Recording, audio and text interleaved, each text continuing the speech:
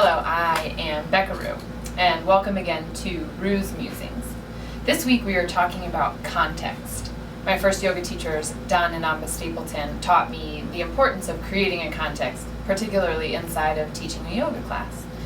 And context can be thought of as creating a framework or a structure for an experience or a relationship, or as expectations. So that's what I think of as creating a context.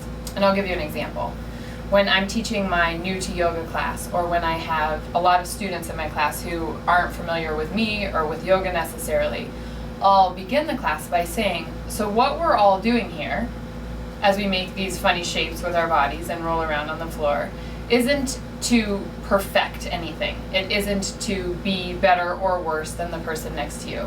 We are just trying to remember what it feels like to have a body, and hopefully to remember that having these bodies can actually be a pleasurable and an enjoyable experience. We're also trying to reconnect to our essence, which is connection and is wholeness inside of us. And I'll even go on to say that listening to me and what I'm suggesting is not the most important part of class. To truly, really listen to your body.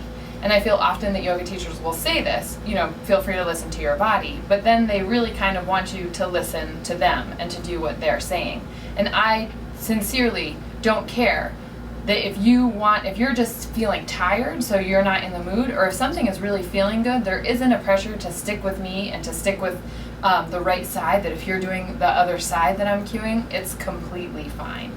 That we're all here just truly to have a good time and to be inside our bodies and to breathe and be together. So that then when people are coming, they say, oh, I thought it was about being more flexible. I thought that's what I was here for, was to get more flexible, and I was nervous that I wasn't flexible to begin with. So that creating of the context, I can feel it energetically, viscerally calm people down. That they're like, oh, this is about something else. This is about just being who I am.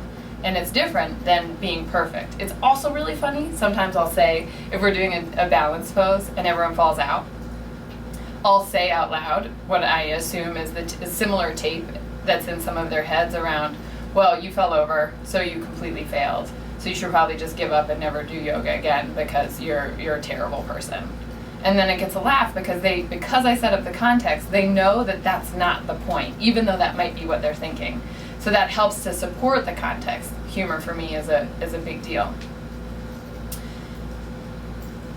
So I've been thinking about what this means, this idea of creating a context, in the rest of our lives as well.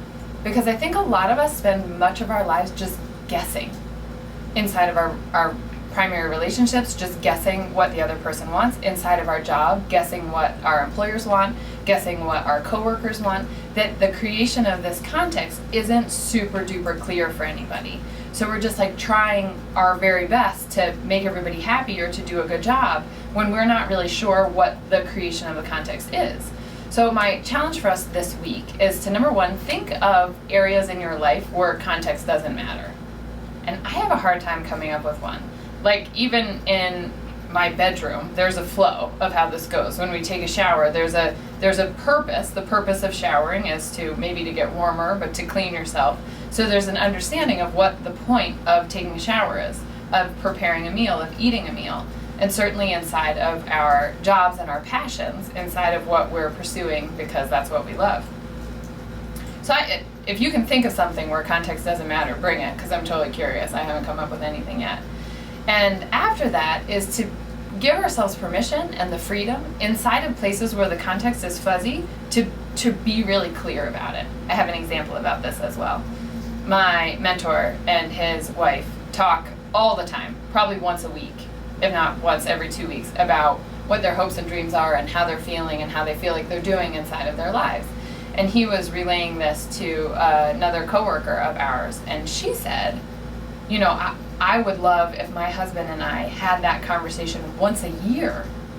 So here she's wanting the context of their relationship to be different, i.e. she wants there to be a space for them to share how they're feeling about living together and having this family and how they're feeling about their hopes and their dreams and their success inside their relationship. But that context would never set up. So now there's no expectation for it, even though she wants it. So she has this huge monumental task of now however many years later, putting that context into her relationship.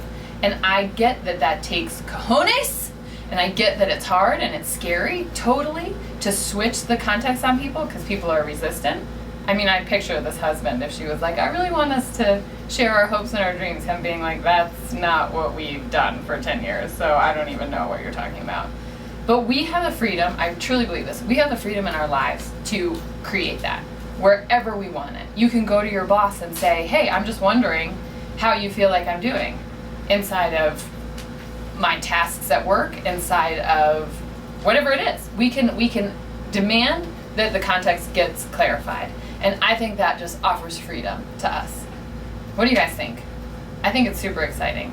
So tell me what you think about context, if there's anywhere that you don't need it, and where you want it in your life. I dare you to create it. I will see you next week. Bye-bye.